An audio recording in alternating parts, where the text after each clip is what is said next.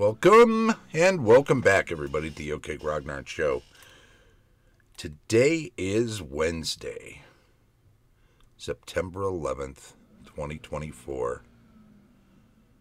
10 a.m. Central in beautiful Lake Geneva, Wisconsin. September 11th, please always remember. Tragedy in 2001. Honor our fallen. What are we going to talk about today? We're talking about the first edition Advanced Dungeons & Dragons DMG, that's Dungeon Master's Guide section on outdoor movement. We got to cover some ground here. See what I did? Cover some ground. Yeah, outdoor movement, DMG, baby. That's what it's all about. Anyway, hey, let's jump right in. Outdoor movement. Yeah, it's not a big section, but it's large enough to keep us intrigued. Hey, let's go to the big screen. Hey, outdoor movement. As the scale of maps will differ from campaign to campaign, general movement rates are given, and you can adapt them to the scale of your campaign maps accordingly. Some variation in movement rate is justifiable, but the distances shown should neither be increased nor decreased substantially. Gives a chart here, movement afoot in miles per day, depending on the burden, light, average, or heavy. We'll get into what that means later. If the terrain is normal, 30 miles per day, 20 miles per day, and 10 miles per day for light, average, and heavy. If it's rugged, 20, 10, and 5, and very rugged, 10, 5, and 2. Movement mounted in miles per day is dependent more on the mount.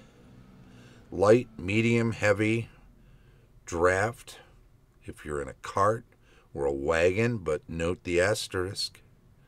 Road, track, or open terrain only for those.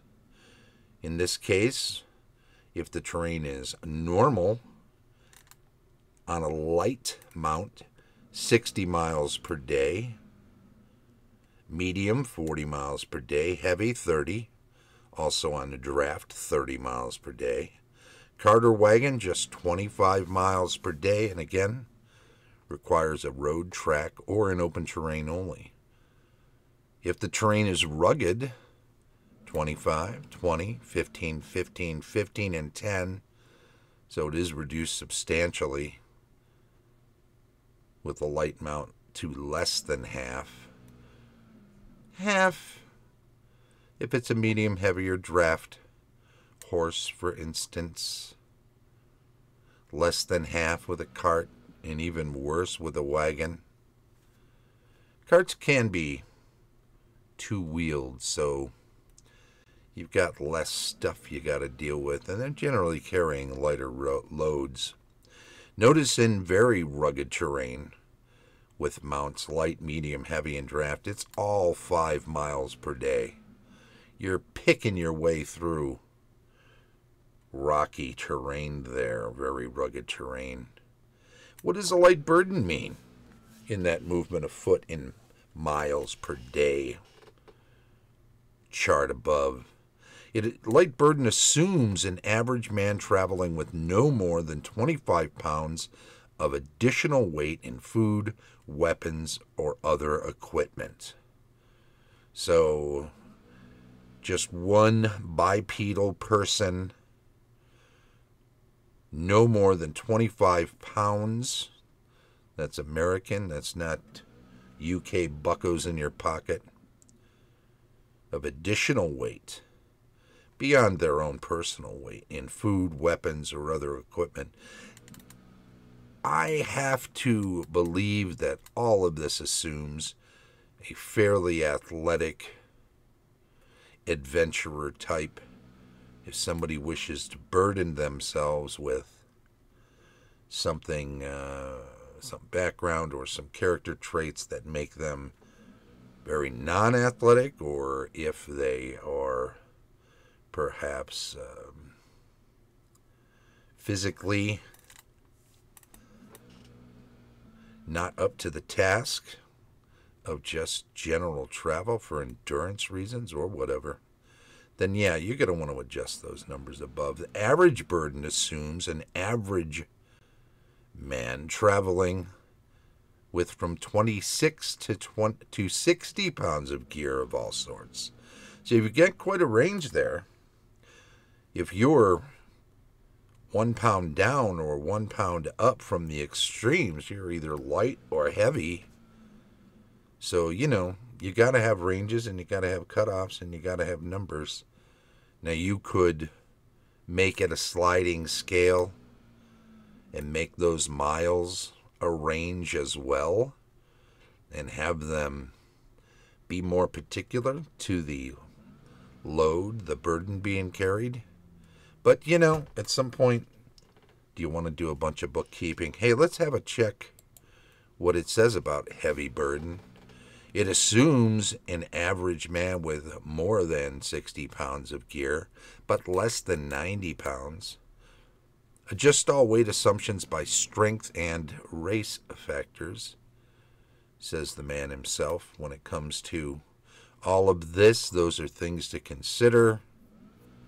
Normal terrain assumes basically open ground, scrub, typical desert, light forest, low hills, small water courses, little creeks or streams you might have to cross running across your path.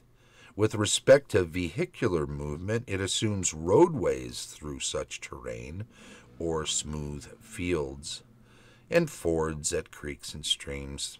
Easy way down and up. If it's a deep channel, you might be able to leap across it if you're on foot, but forget about a cart or a wagon. Rugged terrain assumes rough ground, snow, forests, steep hills, large water courses. We're talking streams. With respect to vehicular movement, it assumes either roadways through such terrain or tracks, paths through normal terrain. And let's make sure you have fords or bridges over those waterways, right? Very rugged terrain assumes broken ground, deep snow and ice, heavy forests, marshy ground, bogs, bluffs, mountains, and broad water courses. Those are wide rivers without perhaps even a ford. You might need bridges. Note, you must determine for yourself which terrain areas are impassable to mounted movement or any normal travel. Generally, large swamps and high mountains fall in this category. You're not going to dive into a Grand Canyon, for instance, and expect to get back out easily. So forget about those things. Forget about it. That's what I say. So that's all of the outdoor movement rules. There are more rules when it comes to sailing and other things such as that. So we will leave that be and just say that that's for another day. So there you go. That's the first edition Advanced Dungeons and Dragons Dungeon Master's Guide Rules on Outdoor Movement with a little bit of commentary. And we'll just say, hey, have a respectful and mindful 9/11 if you're here in the States or anywhere in the world, really. Why not? And we'll be back next week. So thank you very much. Let's say with more Dungeon Master Guide stuff. I think I have something set up. We won't talk about it. Something else might come up, but I might want to change my mind. Don't forget, the show streams live on Twitch every Wednesday at 10 a.m. And then it's archived on YouTube. Be sure to like, follow, subscribe, click, clack, all the other stuff. Comment if you wish. Respectful, constructive criticism is always appreciated. Don't also forget to thank our Patreon supporters. Tom Tullis of Fat Dragon Games, Carlos Lysing of Castle Entertainment, Heath Farndon of the AD&D 20, Dave O'Brien, Heidi and Eric Gygax Garland of Gaxland, Vince Ragusa, a.k.a. the Vince himself, who's in the chat. Thanks for dropping in. And you too, Mike.